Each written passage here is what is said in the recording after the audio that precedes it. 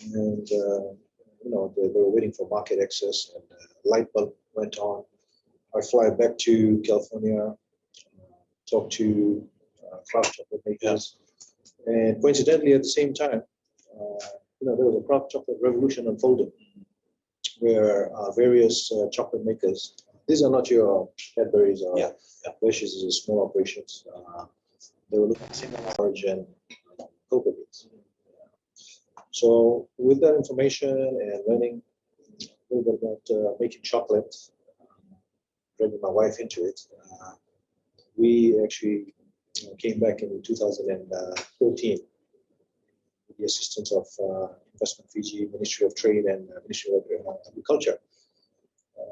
We were able to identify sites which were previously farmed for cocoa. Now, up until 1987, we had a thriving industry, right? We exported approximately 500 metric tons. We engaged about 3,000 farmers. The land was there. So the whole impetus was that this is going to be a market-driven revival. The fact that we are not going to be competing with the global commodities, which is, the major producers such as Ivory Coast or Ghana, but that we would market Fiji cocoa as a fine cocoa at a premium price. And, that has taken off well, very well. And, some of those initial individuals, chocolate makers I talked to, they came to Fiji, they looked at it, they fell in love with it. They'll become my clients. Yeah. Still keep in touch and keep abreast of industry trends. So this has been ongoing success. We do need more focus. Right. And so what would you say would be some of the key factors that have contributed to your success? I mean, globally, you're winning awards. You've got a good brand presence globally, a strong brand. What are some of the things that are contributing to your success? Sure, Greg. Well, there's two models. One is you let the farmers farm and centralize the processing of it. You let them farm as well as do the processing, which is quite tricky. Farmers should focus on farming. Yeah. And we learned from the very beginning. Oh, by the way, I didn't mention that I went to another country like similar to Fiji, Belize, to learn more about cocoa farming. Right. The model we adopted from there was we will let the farmers focus on farming and empower them and train them to increase their yields, but we will buy the wet seeds. Yeah. The baba, they call it. So Fijian, and we'll buy it within the time frame for purposes of quality, and we'll ferment it, which is the main processing, to remove the bitterness and the acidity and to develop the flavor profile. And that has been the key. So that's quite interesting because obviously your relationship with the farm is a key driver of your success. And if I look at your branding, you've got provincial-based branding, which I think, again, it probably sticks to your relationship with the farmers. Maybe you can explore that, talk a bit about that. Definitely. So we started off marketing Fiji as an origin, and then we broke it down into different origins within Fiji. We started off in Briketi, Vanua Chocolate, and we promoted that origin. And there's a following of that origin globally. They would say, we just want the Briketi beans. Yeah. Similarly, we have done it for Reki. And of course, not to mention the once thriving capital of cocoa, which is Talegu. We have come out with that flavor as well. They produce some of the finest beans. As a matter of fact, we are educating them on the varietals, which is Trinitario cacao is considered a fine cacao. It's preferred in the world market. So it's found prevalent in Talegu, areas of Reki. And, Vanua Chocolate, which is the value adding, which came in 2018, because we want to diversify the market, we take the chocolate back to the farmer. Yeah. And, educate to them the reasons why we do what we do. They really appreciate it. They love it. They love our model. Yeah. Because of the fact that they can just focus on farming. What would you say some of the challenges you face starting up? Let's put COVID aside, but Sure. Up until you've had a pretty meteoric rise. Right. So that would be, I think, interested to hear what some of the challenges that you faced with. Well, returning back from California, a developed nation, you have higher expectation. Yeah. So initially you will have some frustration coming to Fiji with a high expectation. I urge the investors, to lower the expectation a little bit. We are a developing country, and we made great strides. Yeah. And choosing right partners, I was able to overcome initial frustration and adjust myself to the little bit of the Gula lifestyle. But my eyes was on the prize in terms of quality. So those was initial sort of frustration, and of course the knowledge base. At a good point in time, we used a consultant from Hawaii. Again, my hats off to stakeholders, Ministry of Agriculture. For my presentation, they took me to different sites, and we went to Triketi, primarily the fact that we found people who knew about cocoa farming, they knew about the process, and the fact that they had a great product. I think there's the three P's, which has been also a factor for success. So we have overcome that. Obviously, there will be challenges, but the benefits, I think, at the end of the day, if you look at it, really outweighs the challenges. And the elephant in the room, how has kind of COVID affected the business over the last 12 months? Surprisingly, we are all aware that the food industry hasn't been affected. The National Confections Association has actually reported, we'll say that the demand for chocolate has gone up, 12% for premium chocolate. So it's a feel-good kind of food that impacts your mood positively. So our sort of export hasn't been affected in terms of demand. Just some shipping costs, we've seen surge in prices, and we have discussed that with our buyers to absorb the cost. Okay. So I guess what does success look like for Cacao Fiji in the next kind of 12 months? So the next 12 months, that's a great question. What we'd like to do, and I think we've started the year on a positive note, is work with Investment Fiji, work with the Ministry of Trade as well. What the Ministry of Trade has done, I'd like to acknowledge the Department of Cooperative. They have suggested a cooperative model. I'd say about they've had some success. The cassava chips. Around television. Yes, that's right. At the series, we have we're discussing with them, but we also discussed with the Y cooperative in Reiki. We had the meeting this week. This week, and the following week, we started our buying program. Right. So what we'd like to do is increase our farmer base. Right. We would like this to be a smallholder farmer industry, which it was. Yeah. We had over 3,000 farmers. I'd love to see us actively working with about 500 farmers in the next 12 months. If we do a cocoa acceleration program, we can increase that to maybe 1,000. Yeah. Our market demands are about 100 metric tons. Right. Yeah. I'd love to see that happen. Yeah. I truly believe this is an industry that can be revived. But we should revive it. Demand is there.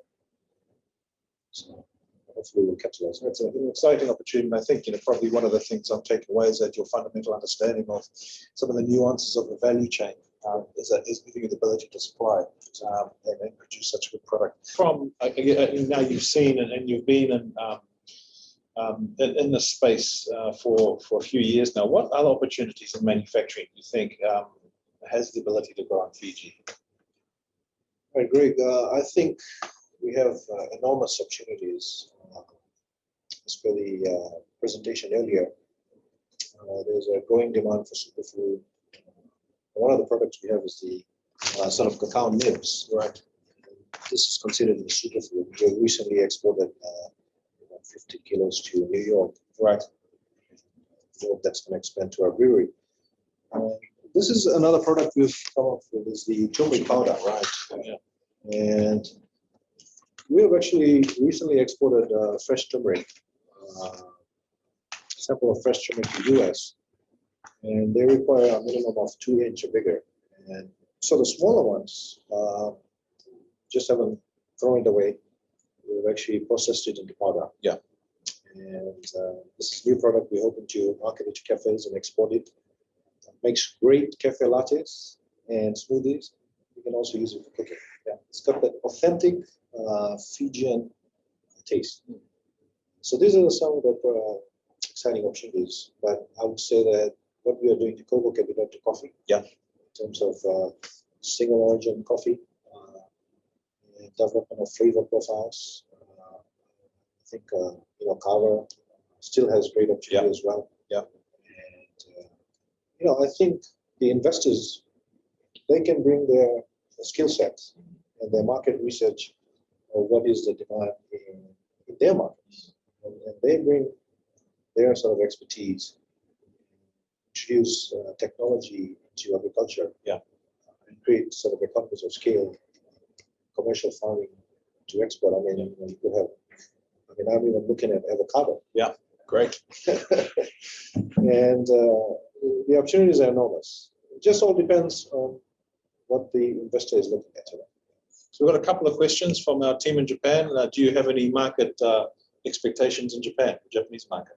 Yeah, I know Japan is also evolving a craft chocolate sort of culture. We have talked to a few people. For some reason, it hasn't connected, and Ashnil works with Investment Fiji, and we'll connect with him and send a sample, and hopefully he can help us open the Japanese market. And another question from Ashnil is the products, have we got profiles on those? We can make those profiles available to you. So you've got the cacao nibs, you've got the turmeric, and obviously these are the finished product, the chocolates. Right front and center is the Tailebu dark chocolate. So you can see just the quality of the product. I think it's right for some premium distributorship. Question from our High Commissioner for you. He's not going to give away too many trade secrets. Your Excellency, Mr. Mera, what we'd like to do is we'd like to grow the industry via smallholder farmers. And we've got a great product. The demand is quite high. What we need to do is actually increase supply. So I'd love this to be a smallholder farmer of about 1,000 farmers in the next 2 to 3 years. Hopefully increasing our exports to about 100 metric tons. Then, we need to work together to see if we can increase it further, bring it back to the glory days of approximately 500 metric tons. So this is an industry which could be very viable. Most of it is in the rural areas. It impacts their social lives. So I'm quite excited about that. Apart from making money, I think I urge our diaspora to come back and sort of make an impact. That has been satisfying for us. That's very satisfying. That's great. And a question from our Trade Commissioner in the US. In terms of the product innovation space, value-added processing with other agricultural commodities, what do you see as some other opportunities? I mean, you're obviously making great inroads in this range. Obviously, one that springs to mind is kava, and so apart from we could talk kava, but what are the other ones that you think are opportunities to provide that real niche innovation space for Fiji to dovetail into our premium brand? So his question, if I understand, is more focused on value adding. Yeah. So when we got into cocoa, for example, as a product, the value adding possibilities are almost endless. From chocolate, as we all know, it's a primary ingredient in cocoa. We also have cocoa nibs. The cocoa husk can be used as tea, and also cocoa powder. So those are some of the things we are thinking about. And we are happy to partner up. Yeah. Make this happen. But as far as kava, I think we'll probably come up with a branding of Fiji chocolate and Fiji kava. Yeah. Hope to penetrate some big markets. For example, US is particularly a big market. Yeah. And as far as exporting our chocolate, we want to be ready for that. Yes, absolutely.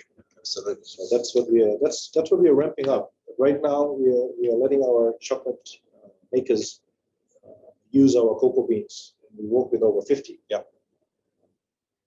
And I tell you, this Fiji cocoa chocolate doesn't last because of the fact that we send a shipment and there's inquiries for more shipments. Yeah.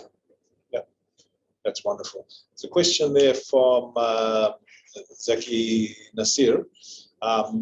Question is to Kamal, but I'll answer it. It says, due to travel restriction to curb the pandemic, there are restrictions for entrance to foreigners to Fiji. Is there any regulations for entrance of investors who wish to participate in projects? There is a channel that you can follow. It's quite a speedy channel in terms of processing. We have a COVID risk management team. Yeah, we have facilitated a series of investors to come through in that channel. So that we can, through Kamal, we can provide you the details of that. Yeah, thank you, CEO. I think for us, we'd be happy to assist any investors that are keen to know more to this space. So they can get in touch with us and with my team, and we'll be happy to provide information that are relevant to the industry, and also what other products we can hold. I think somebody has already mentioned about moringa. There's another product that can be really looked at. Fiji has abundance of it, and there's there's a value-added product that are quite expensive in the world market at the moment. So we can look at products like that also. So there's a number of products we work on. So please get in touch. We'd be happy to connect with us, talk to you one-to-one, and see how we can assist. And Arif, some closing comments from you? Sure. I'd like to emphasize on the US market and also acknowledge Ambassador Seller for the past year has created so many bridges. One of those, so Fiji Forward forums, the building of bridges with the buyers and the exporters was just almost direct. And I think there's a huge opportunity for value adding. Yeah. I think particularly they highlighted value adding of ginger pickles. So we had an existing, the largest exporter of ginger, exposed to Costco, and he quickly jumped on the opportunity. So the opportunity is vast. I think the idea is to get in to the core product, whether it's ginger, turmeric, cocoa, or coffee. And there are variants of value adding and opportunities which come along to get into the space.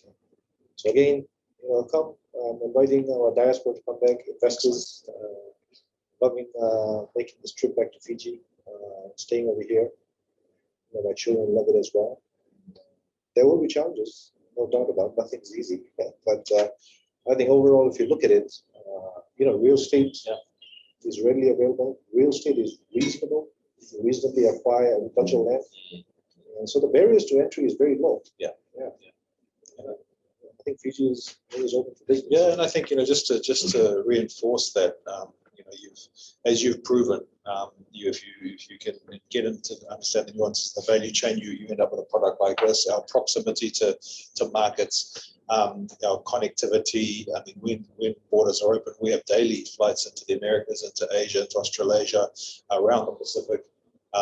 We've got a fantastic shipping connectivity.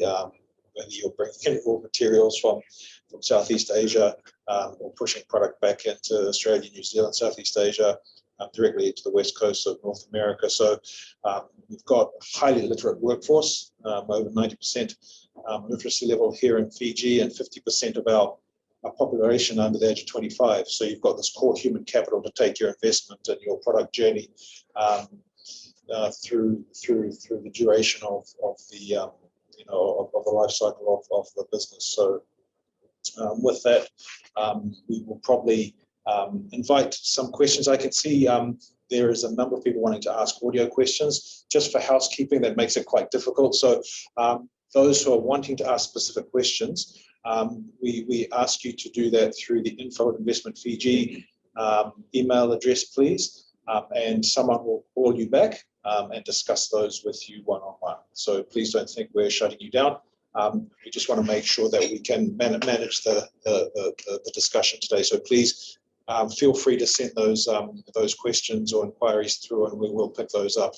And I know that Arif will only be too happy to connect with opportunities to do with his range of products and distribution to global markets and other business opportunities. So with that, once again, on behalf of the Investment Fiji team, thank you, Arif, and for coming and sharing your story and the work that you're doing for Brand Fiji. Thank you for those who've joined us from around the globe. We continue to thank you for your support of Fijian products, and please do not hesitate to contact Investment Fiji to continue on that journey.